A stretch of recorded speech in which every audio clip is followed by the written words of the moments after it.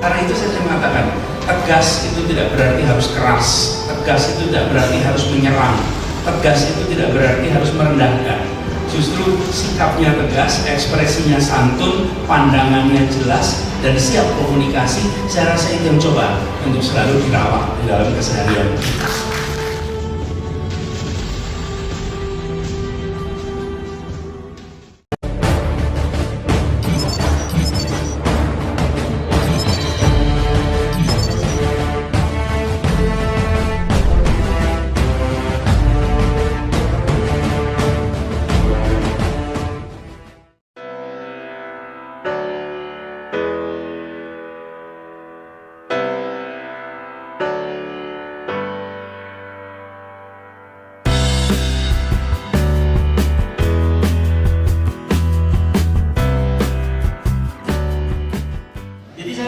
Menelusuri cerita-cerita tentang Mas Anies, bahkan saya mewawancarai lawannya Mas Anies dulu, termasuk Mas Hasto gitu. Terus Mas Hasto itu salah satu itu di gelanggang dulu zaman itu gitu. Dan beliaulah yang justru cerita tentang, kalau nggak salah Mas Anies itu jadi pas 92 itu 92 94 93 itu Senat mahasiswa, sebagaimana kalau dulu itu Senat mahasiswa itu selalu berseterunya dengan gelanggang. Gelanggang itu anak-anak UKM. Nah, salah satu jebolan gelanggang itu Pak Ganjar ya, Pak Ganjar kalau nggak salah. Tetapi dan Senat ini selalu dikerjain, dan dikerjainnya nggak tanggung-tanggung sampai dikunci itu ya Pak. Si sekretariat itu dikunci, digembok, terus dikasih ya nggak enak, dikasih kotoran, dikasih apapun itu, dan itu merupakan teror karena menganggap bahwa Senat waktu itu adalah perpanjang tanganan dari pemerintah, kira-kira gitu. Nah, tapi Mas Anies dalam konflik seperti itu, ini konflik, terus dia datang sendirian, dan ketika itu dicibir. Ini kalau saya bayangin waktu itu ya, ada mahasiswa saya, ada Senat, terus kemudian itu gelanggang, ada Anies Baswedan, mungkin di tweet gitu, nyinyir, mau ngopo gitu. Dia memang di situ, di salah satu itu kan ngopo, waktu disebut apa? Anies Basbetot, Anies Basbetot katanya.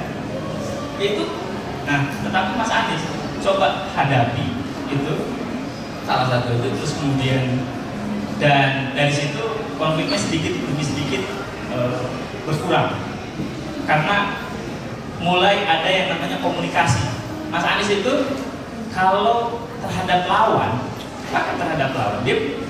beliau jarang menganggap orang sebagai musuh. Beliau menganggap sebagai lawan itu tidak pernah meniadakan, musuh itu meniadakan. Nah, terhadap lawan itu diajak bicara.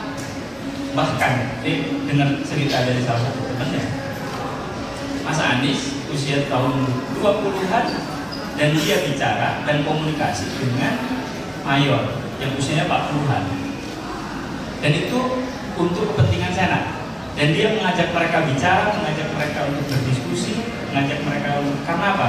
Ya tentu orang yang bisa begitu itu orang yang punya nyali. Yang kita merasa kalau ada buku tentang seseorang, pasti seseorang itu ikut ngatur, ikut baca, ikut edit.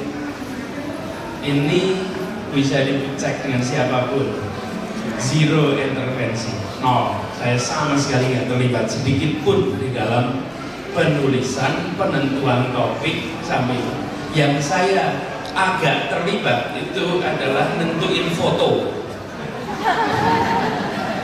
Kalau yang itu saya jujur, saya bilang, karena kita kasih pilihannya yang mana gitu. Tapi kalau isi sama sekali tidak. Ketika ini ada foto tulisan. Dia ini penulis yang handal. Kekuatannya itu pada bagaimana dia bisa menuliskan dengan gaya seperti seorang jurnalis, tetapi narasinya sastrawi. Apa tuh jadi namanya? Jadi cara ngecek faktanya itu seperti jurnalis, memastikan semuanya akurat, memastikan semuanya verifiable, tetapi ketika ditulis, dia menulis dengan bahasa yang sastrawi. Maksudnya sini mengambil jarak dari apa, saya bukan dalam artian fisik ya, tapi jarak dalam artian narasinya. Dia melihatnya dari luar. Pertanyaan-pertanyaannya, saya ingat ketika dulu buku yang sebelumnya itu pertanyaan-pertanyaan yang mungkin kalau orang lain nggak tega tanya gitu. Tapi beliau tanya untuk verifikasi, untuk konfirmasi. Kenapa? Karena dia dengar dari orang lain. Dari orang lain katanya begini-begini. Menurut Pak Anies yang benar yang mana nih? Jadi ini yang membuat saya pun merasa kalau mau ditulis, tulis aja. Makin beliau punya independensi, insya Allah hasilnya akan makin baik untuk pembaca kita semua. Dan Pak Anies, kita semua pengen tahu sebenarnya kepiawaian Pak Anies untuk bernegosiasi itu dari kakek, nenek, bapak atau ibu? Iya, jadi gini, mungkin saya cerita sedikit. Saya tumbuh besar di rumah, di mana dari mulai di rumah itu maksudnya gini, saya kecil tinggalnya bersama kakek. Bapak ibu saya itu punya satu kamar di rumah keluar kakek. Jadi saya dengan adik dua dan bapak ibu satu kamar, kurangnya 3x3. Kalau sekarang ingat-ingat kok bisa ya, kamar 3x3 berlima, bapak ibu saya dan 3 anak. Karena kakek saya masih ada anak-anaknya yang lain, kamarnya cuma berapa? 1, 2, 3 setengah kamarnya, yang setengah itu musola. Jadi, nah di rumah itu banyak tamu.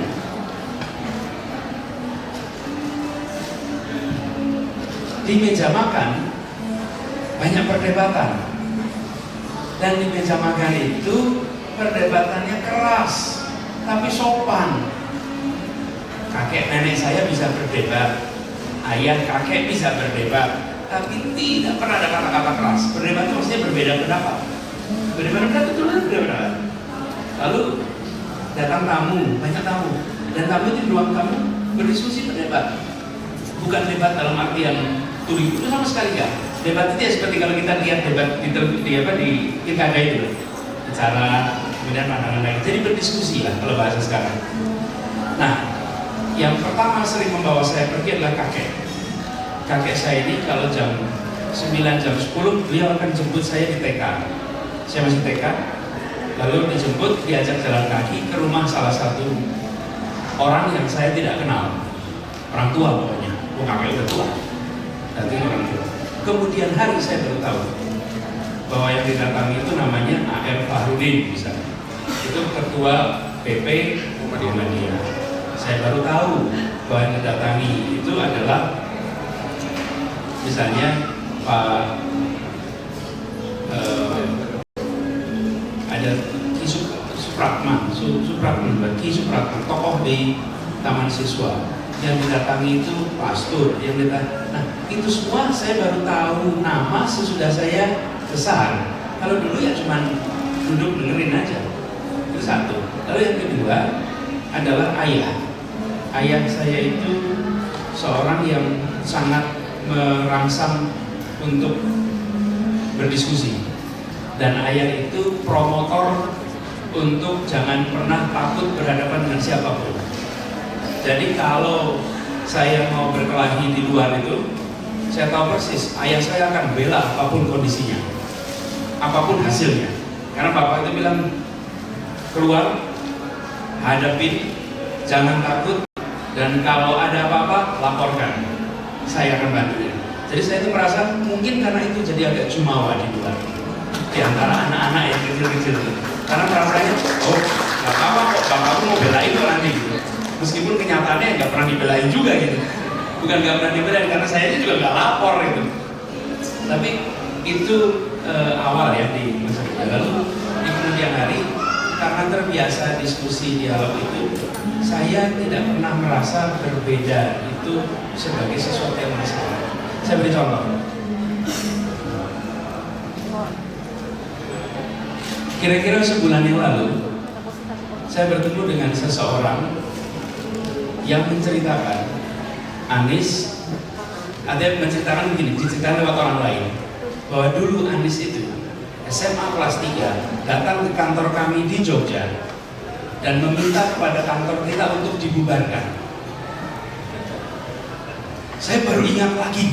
Jadi dulu rupanya saya SMA kelas 3 itu mendatangi sebuah kantor dan meminta supaya kantor itu ditutup di Jogja. Dan saya mahasiswa SMA kelas 3 berdebat dengan sekitar 6-7 orang mahasiswa di situ yang saya sendirian dan minta tutup organisasi ini di Jogja. Nanti saya ceritain detailnya, nanti pada tahu semua dari saya. Karena menurut saya nggak pas ada organisasi di Jogja. Tapi yang menarik, beliau masih ingat itu kejadian tahun 88. Saya SMA kelas 3. Berarti itu kira-kira 28 tahun yang lalu. Beliau masih ingat, saya sudah bukan nggak ingat, begitu diingetin oh iya ya gitu. Tapi maksud saya adalah itu adalah hal yang normal saja. Saya tidak melihat itu sebagai sesuatu masalah saya masukkan dalam hati, saya ingat, enggak, biasa aja.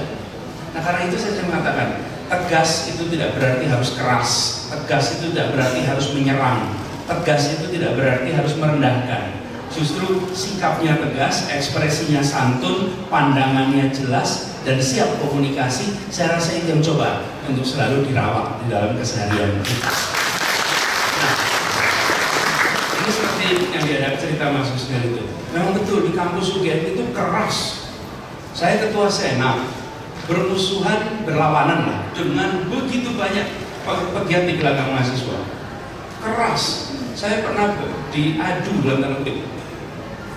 Ini dua begini, satu ruangan kira-kira 300-400 orang di aula itu. Lebih banyak dari ini berarti? Wih, lebih banyak. Dan salah satu yang hadir sekarang Pemret di Jakarta Post, Mas Nezar Patria. Nezar itu salah satu saksi di dalam diskusi ini. Itu diadu antara yang pro senat mahasiswa dan yang kontra senat mahasiswa. Itu debat. Karena itu kemarin saya ditanya, Pak Anies sudah persiapan debat belum? Udah, persiapannya tahun 90-an dulu gitu. Bukan latihan kemarin mau debat. Debatnya udah dulu saya gitu.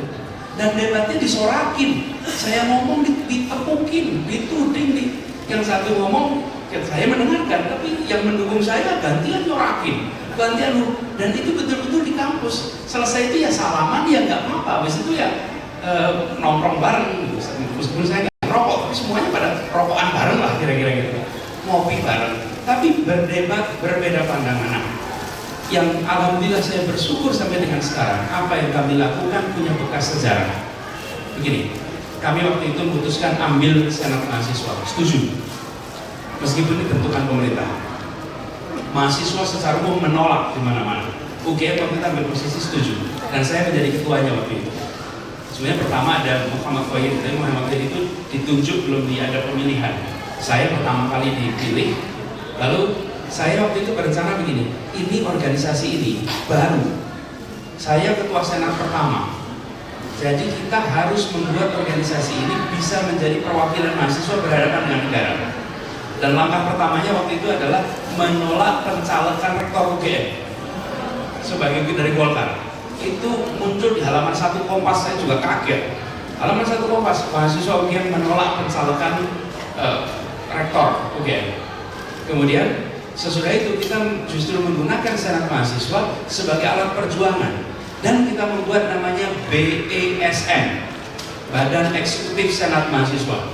Dan ketika buat BESM diketawain sama semua orang, nggak ada namanya badan eksekutif, nggak ada. Eksekutif itu ya pemerintah aja, badan eksekutif.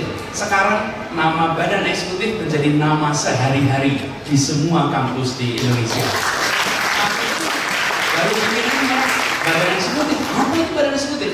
Dan saya ingat diskusinya itu di Sagan, semua teman-teman saya semua nggak setuju, namanya nggak pas badan eksekutif itu. Tapi saya merasa waktu itu masih BESM, habis itu menjadi BEM, Badan Eksekutif Mahasiswa. Tahun berikutnya, kenapa itu dilakukan? Karena kalau kita langsung BEM, ya jelas nggak bisa.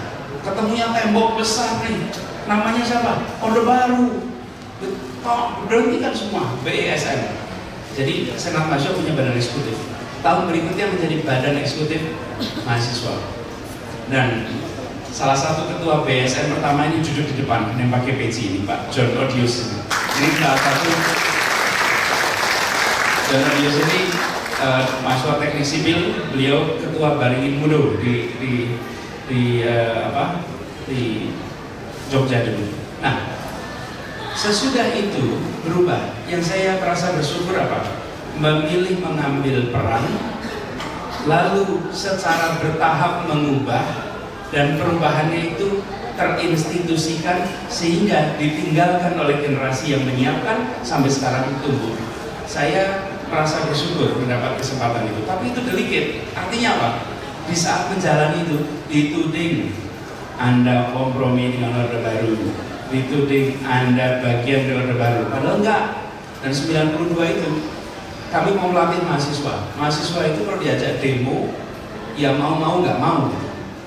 Dan pemerintah juga keras. Jadi demonya apa yang aman? Mahasiswa berlatih demo, tapi kalau demonya tema domestik dihantam langsung. Jadi temanya apa? Bosnia, nggak ditangkap. Tema Bosnia, ribuan orang datang, nggak ada yang ditangkap membela Bosnia kok. Ini kan lagi latihan ngumpulin massa sebetulnya kan. Temanya Palestina, wih ribuan kumpul, lagi latihan ini. Untuk satu saat nanti ototnya dipakai ngantem yang lain. Tapi harus latihan, masa mahasiswa kalau nggak dilatih nggak bisa. Dan tahun 92, mulai tahun 92, setiap mahasiswa UGM masuk kampus dilatih demo. Latihan demonstrasi, baru dimanfaatkan tahun 97-98. Tapi latihannya mulai 92, 4.500 mahasiswa dilatih. Dan dilatih demo beneran. Coba contoh, ini saya cerita sedikit ya. Nggak tahu ditulis apa nggak, saya belum lihat isinya. Tapi mahasiswa baru di UGM itu 4.500. Lalu dibagi dalam 9 kelompok, setiap kelompok harus menentukan satu tema protes. Tema protes, bawa poster, bawa spanduk, bawa macam-macam untuk mereka. Lalu dikasih waktu, silahkan Anda tentukan sendiri. Bayangkan 500 orang menentukan tema protes. Rame, bukan? Apa temanya? Harus satu loh. Itu semuanya berunding, sampai akhirnya ketemu tema. Ada yang temanya soal reboisasi, ada yang temanya, mohon maaf sebut, tentang putranya Pak Harto. Temanya waktu itu cukup keras. Ada temanya mengkritik Orde Baru, 9 ini tersebar. Setelah itu mereka protes, bikin poster, bikin spanduk, bikin semuanya. Selesai bikin poster, bikin spanduk, mereka orasi. Dan yang menarik, ada satu anak Fakultas Biologi UGM, angkatan 92, perempuan berjilbab, naik ke atas meja protes itu dan mengatakan, kalian semua tidak tahu terima kasih, sekalian semua bisa sekolah karena Pak Harto. Dia membela Pak Harto di antara ratusan. Ini loh calon pemimpin, ini bukan soal pandangannya, keberaniannya. Nah, tugas seniornya nyatetin orang-orang berani-berani. Nah, ini bibit-bibit pemimpin ini ya, nanti habis ini dilatih ya, jangan hilang. Karena itu kenapa pakai namanya besar, ditulis nama. Ini bukan untuk mempermalukan, ini untuk nyatet jarak jauh. Nah, kita kan kalau tanya, kenapa sih ospek kok dikasih nama gede? Mempermalukan? No. Kadang-kadang kita melakukan tanpa tahu. Itu dibuat besar supaya senior nyatetin potensi-potensi tanpa harus datang. Namanya siapa? Nggak usah, catetin dari jauh. Dan itu yang kami lakukan, pakai nama besar. Semuanya mengatakan, selesai itu semua, giliran kami, senior itu datang dan mengatakan kalian memalukan. Kalau bahasa sekarang terlalu memalukan. Kenapa? Mahasiswa kata-katanya seperti itu. Kita tunjukkan poster yang kasar-kasar itu. Wih, ada gantung, itu sebut namanya. Saya nggak mengikuti sekarang sih namanya. Lalu kok kasar-kasar itu ada. Kami tunjukkan, ini seperti ini kok mahasiswa UGM. Memalukan sekali. Pokoknya dimarahin habis 500 mahasiswa baru ini, per kelompok. Habis itu ditanya, siapa yang bertanggung jawab atas ini semua? Diam semua. Dan kita siap dengan segala macam tanda-tanda kebrutalan. Orang semua diam, siapa yang bertanggung jawab? Lama-lama ngacung 1, 2, 3, 4 terkumpul, dipanggil ke depan, dijejerkan, dihukum di depan. Dihukum itu apa? Suruh push up, berdiri dibentak-bentak. Pokoknya satu tempat itu semuanya bersyukur gitu. Untung saya nggak ngaku gitu kira-kira. Habis itu siapin meja panjang, 10-15 orang ini berdiri di atas meja, suruh menghadap ke depan. Terus saya minta pada semuanya anak-anak lihat wajahnya. Siapa mereka? Mereka calon pemimpin kalian selama kuliah di kampus. Orang-orang yang berani bertanggung jawab, Ini 500 orang nih pada ngerjain demo bareng-bareng, nggak mau ngaku tanggung jawab. Lihat nih pemimpinnya. Apa yang terjadi? Yang muncul adalah kita mengidentifikasi anak potensi. Bagi anak-anak selesai itu tutup, diajarin. Ini loh caranya bikin poster. Poster yang itu tulisannya kecilan. Poster itu kalau difoto nggak muncul. Anda kalau demo pakai posternya begitu nggak kelihatan. Kalau demo itu caranya begini. Posternya harus seperti ini, spanduknya begini, sehingga bisa difoto. Anda pengen bisa kutipannya muncul di media internasional, tulislah pakai bahasa Inggris, nanti dipotret, nanti muncul di koran internasional. Tapi kalau jadi anak-anak parameter 1 itu tahu skillnya, bagaimana terlibat. Itu semua dilakukan secara resmi oleh kampus, teknik-teknik perlawanan terhadap pemerintahan. Apa yang terjadi? Latihan jalan terus, mulainya 92. 97 semua alat itu dipakai untuk mahasiswa bergerak melawan Orde Baru waktu itu. Nah, jadi contoh. Tapi teman-teman sekalian itu tidak kelihatan. Pas 1993 nggak nampak. Tapi yang kita bicarakan kan menata ke depan.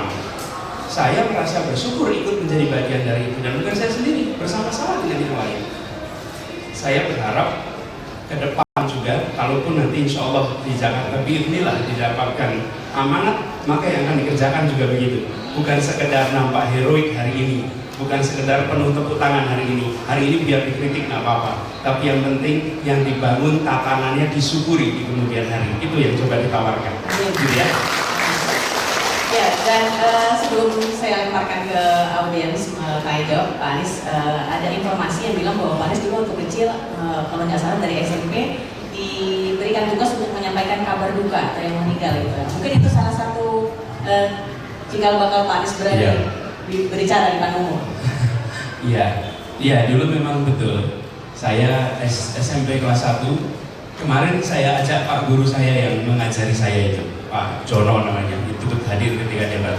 Saya ketika SMP kelas 1 ingin ikut OSIS, ikut training, lalu dapat tugas namanya anggota seksi pengabdian masyarakat. Sebetulnya juga nggak terlalu tahu apa itu maknanya, tapi yang penting pengabdian masyarakat. Ternyata tugasnya adalah kami bertiga, anak-anak kelas 1 SMP semua, itu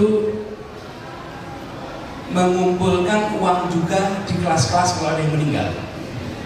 Nah, SMP saya itu satu angkatan 480 orang anak. Kalau 3 angkatan kan kira-kira 1.300-an lebih ya. Artinya yang meninggal ya cukup sering gitu. Di antara 1.300 orang tuh selalu aja ada kabarnya. Sebulan bisa 2 kali. Kadang-kadang bisa seminggu sekali ada yang meninggal. Saudaranya, kakaknya, ya orang tuanya gitu. Nah, setiap kali ada yang meninggal, maka kami bertiga, anak-anak SMP kelas 1 semua, bawa 2 besek, 1 kertas pengumuman, lalu ngetok pintu kelas, masuk ke kelas umumkan. Ya itu kira-kira gini lah, maju, bawa tulisan, saya pegang, terus 2 teman saya di kanan kiri, nanti akan berjalan di lorong-lorong kelas. Itu baca, telah meninggal dunia, nama siapa akan dimakamkan tanggal sekian jam sekian, mohon kerelaannya. Nah, terus beseknya jalan, semua orang masukin kan gitu. Jadi sampai akhirnya kalau kami, dan itu sering dibully itu maksudnya gini, baru mau masuk kelas aja antar kita ini tengok-tengokan. Ibu gurunya galak, gue baik. Gurunya galak, kamu aja yang masuk gitu. Karena pasti dimarahin dulu. Nah, padahal kita ini kan petugas gitu. Saya masih ngalamin tuh Pak, edisi itu. Tapi kami cuma nggak minta dia meninggal. Kita ada meninggal, kita mau coba ngumpulin gitu. Bukan salah kita juga dari yang meninggal. Jadi kenapa kita dimarahin gitu kan? Tapi tetap aja kita masuk, pasti gitu. Kamu bolos lagi ya? Bukan bolos, itu kan tugas. Dan apalagi masuk kelas 3. Wih, kalau masuk ruang kelas 3 itu, baru kami masuk. Belum ngomong, sekelas sudah bilang telah meninggal dunia. Jadi apa? Wajah kita itu wajah kematian di ruangan ini. Gak mungkin lah masuk ke dalam itu dalam kondisi ada berita bahagia, gak mungkin. Pasti berita duka, dan sekelas sudah tahu. Gak usah ngomong, sebenarnya udah ngeluarin uang gitu. Nah, itu terjadi. Tapi apa yang terjadi pada kami? Kami ini adalah petugas OSIS paling rendah, paling gak dianggap. Yang dianggap itu ketua OSIS, sekretaris, ketua bidang, okay? Kami ini hanya petugas rendahan. Tapi di antara semua petugas OSIS itu, semua ahli OSIS, kami bertiga yang paling berpengalaman public speaking. Di antara semua, kami yang paling pengalaman. Dibully biasa, udah lewat itu. Asalnya bawa kertas ngedek. Sesudah berkali-kali udah nggak bawa kertas lagi, pandang matanya satu-satu. Tidak lagi. Jadi udah lewat itu. Mau dimasukin, dan pengalaman itu bermanfaat sekali. Yang nggak kalah penting adalah tumbuh kemampuan untuk negosiasi. Kenapa? Ketinggalan pelajaran. Lu 30 kelas ya? 30 kelas diputerin itu artinya setengah hari. Udah gitu ngantarkan uangnya ke rumah juga kan? Itu hilang lagi. Artinya harus pinjam catatan. Dan pinjam catatan itu harus berbaik hati pada teman, bukan? Nah, teman-teman putri-putri ini berbaik hati semua. Jadi pada mereka lah harapan itu diberikan gitu. Jadi, aku pinjam dong catatannya gitu kan. Nah, lalu di fotokopi dan lain-lain. Artinya ketinggalan. Itu kan saya selalu bilang sama guru-guru, jangan dianggap itu nggak penting. Saya belajar ketinggalan pelajaran, harus ngejer. Ketinggalan negosiasi, harus mempersuasi nih teman-teman untuk gantian pinjemin catatan. Dan mereka udah hafal, habis berita duka sore siangnya Anies datang, mesti nyulis catatan gitu. Jadi mereka pun udah tahu. Tapi apa yang terjadi? Tekanan itu, pelajaran itu memberikan tambahan ilmu yang tidak saya dapatkan kalau saya hanya sekedar menjadi siswa baik yang duduk diam mendengarkan pelajaran di kelas. Saya nggak dapat itu semua. Untung saya diizinkan repot-repot. Dan repot-repot itulah yang memberikan manfaat. Barangkali bicara sekarang ini bekas dari berita duka pada saat saya dulu yang universitas gitu ya.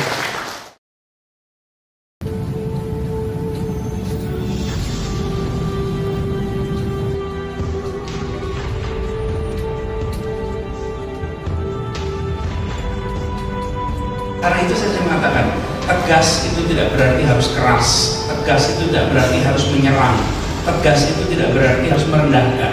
Justru sikapnya tegas, ekspresinya santun, pandangannya jelas, dan siap komunikasi. Saya rasa itu yang coba untuk selalu dirawat di dalam keseharian.